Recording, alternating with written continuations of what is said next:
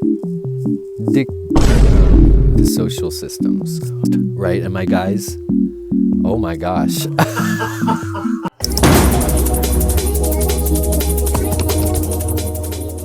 Is Trump wrong for deporting people? Maybe with the new tariffs, he's just bringing China to us. China. All I'm saying is that the truth isn't always in plain sight. China. And that nobody's perfect, except for Keanu Reeves. China.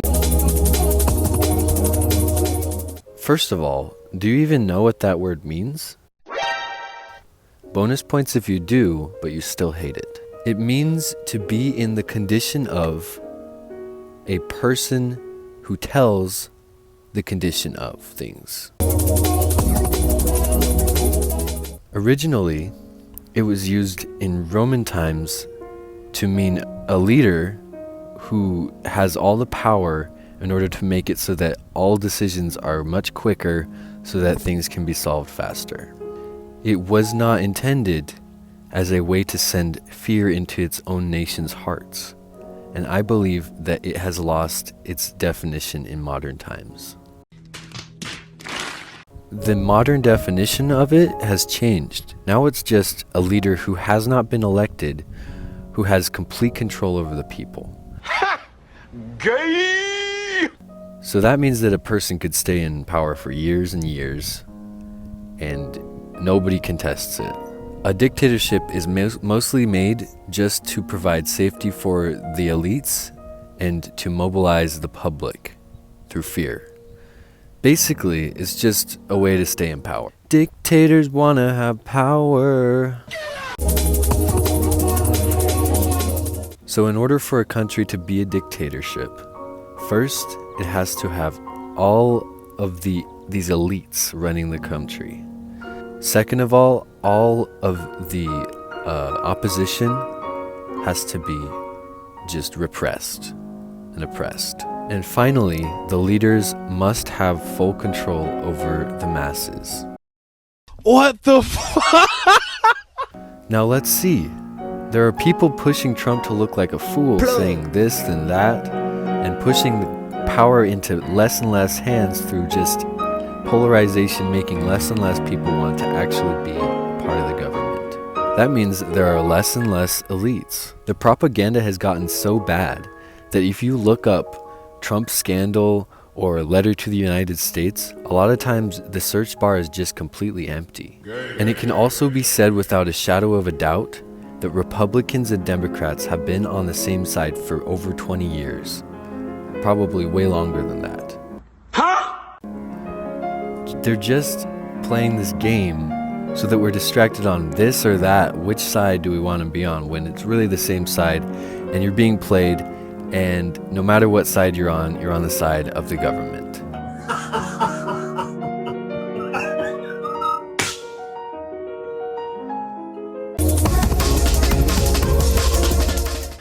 Now here's a real question. Are we already in a pickle? Gay! Was America already a dictatorship to begin with? Why are there so many poor and uneducated people in our country? Why are our phones spying on us? And most importantly, who are the elites? The sad truth is that no matter what government we have, there will always be poor people.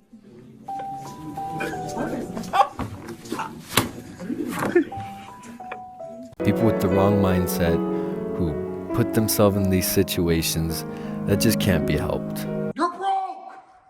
You're f***ing poor! But there are specific government types that create this poor class. So there may be poor people in all governments, but there is evidence to suggest that a dictatorship is far less transparent about how many poor people they have in their country. The economist Amartya Sen argued that you can't have famines in a functioning democracy because you can't get away with having one. The United States passes a lot of tests when it comes to not being a dictatorship. How? Hold on, bro. If they were a dictatorship, they would be overthrown by their people in just a few years. So to keep it short, no, the United States is not a dictatorship. I don't really think that there's too much of a difference between democracy and dictatorship. The real difference comes when you compare capitalism and communism. Now, according to a simple web search, the definition of communism is just a system where everyone is equal and all of the goods and services are distributed to each person according to their ability and needs. Communism always turns into capitalism and vice versa. How? Hold on, bro. How? Communist countries are all about equality for all, but they often only do this for a very short period of time because it's very difficult to achieve this. Let's make a comparison between communism and capitalism. The difference comes when comparing taxes. One type of government has no taxes or little taxes compared to how much the government is involved. The other side has very high taxes because the government is very much involved. We all as people hate paying taxes. So if there was a high-paying tax country, it would definitely end in revolution. Additionally, the way that healthcare works would never happen. Equal, but in relating to wealth, is atrocious. At least in America, we have Medicaid where you basically have socialist healthcare, and in most other countries, you really don't have to pay that much at all just to have completely free healthcare. Overall, communism is not a long-term solution. It turns either into a democracy or into an autocracy every single time. No questions asked, so either capitalism or dictatorship. In summary, the Animal Farm is just about these animals where the farmer leaves, the pigs take control, and then it all turns back into the same exact system as before, if not worse. Oh no! It really all is just about the Soviet Union's rise to power.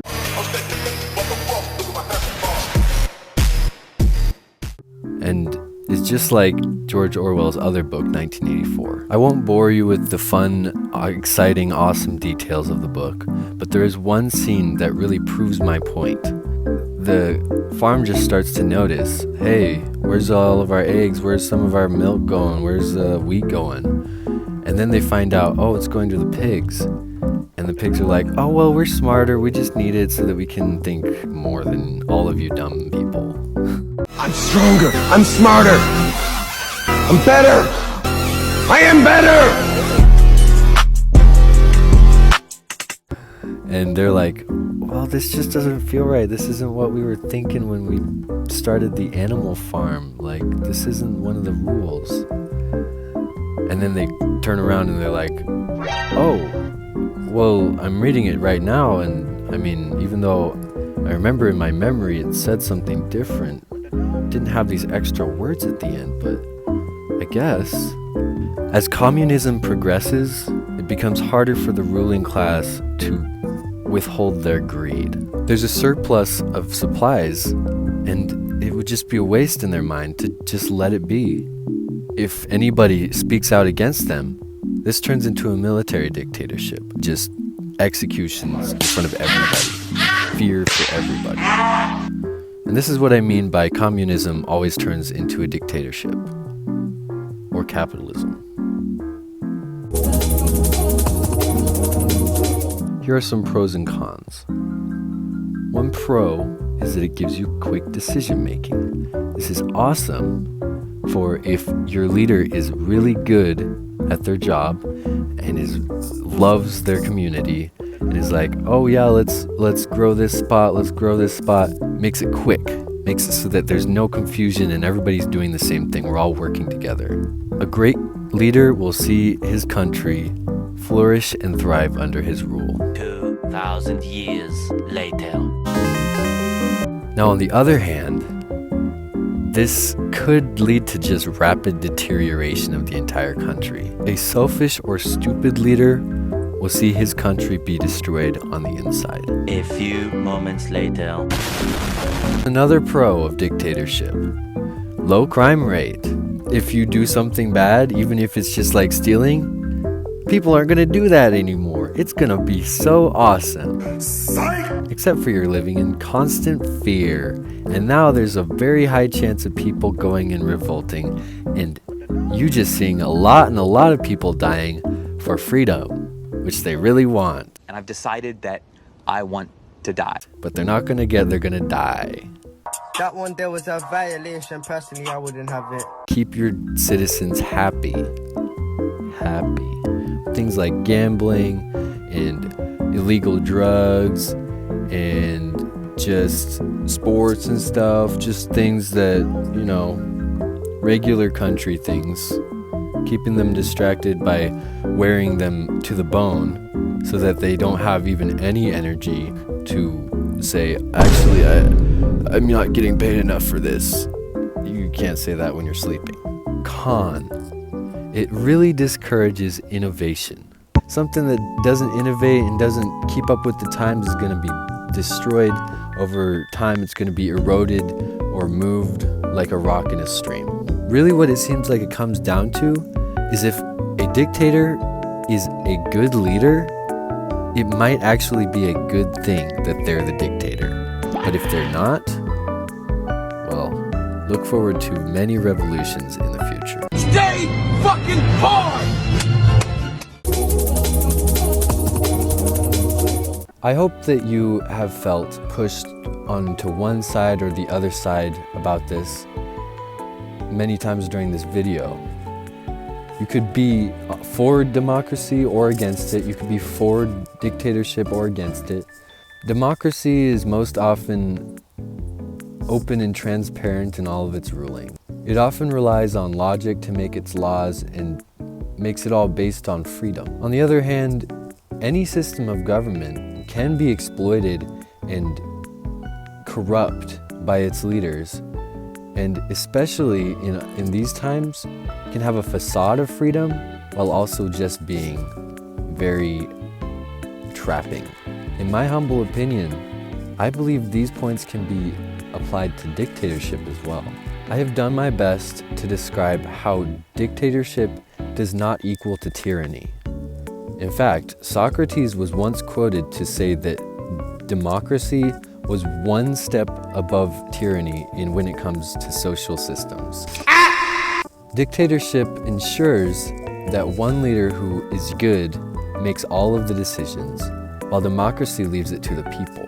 Socrates makes a good point that a shoemaker wouldn't necessarily be that good at gardening or making pots. Just like any regular citizen wouldn't be really all that educated in how to run a country.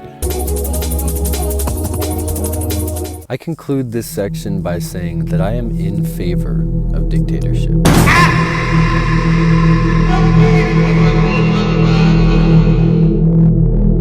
This current administration with Trump, where he's kind of inching toward dictatorship, I personally feel like it could be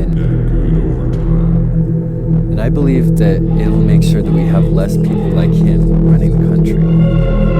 I believe that he has a great cabinet and great leaders on his side, making sure that we've got a good country that's going to continue to stay in power. You want to be rich? Nope. You want to be on top with all the other people? Nope. You want to be richer than the President of the United States? Nope. Look no further. I'm going to teach you. I'm going to teach you the biz. First, I got to tell you about 1984, the book by George Orwell. In his book, he describes these different classes, the high, the middle, and the low, and each of their goals. The goal of the high is to stay in power. The goal of the middle is to overthrow the high and become the new high. The goal of the low is to create equality for all of every citizen, if they even have any goals at all. Now, obviously there's a huge flaw with the way that the lower class is thinking. They're thinking of communism, something that would probably just make them in a worse position than they were before. It won't change anything, other than just probably make it so that they have less food and less everything. In this way, the lower class will never attain freedom unless if they change their mindset. So if you're thinking that way, you might want to change your mindset. Nope. Now there's a small flaw with the way the middle class thinks. As soon as they overthrow the ruling class, there's a high chance they're going to be targeted by all of the other people in the whole world who were just doing business with the ruling class. And unless if they have a really strong system in place, it's not very likely that they're going to stay in power. My disappointment is immeasurable, and my day is ruined.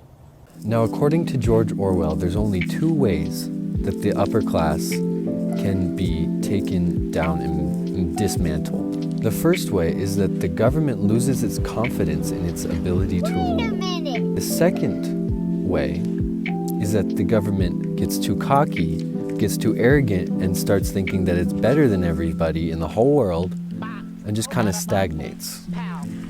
Now, George Orwell says in a very simplified way that either they lose power through unconsciousness or through consciousness. Now let's figure out what it means to be on top.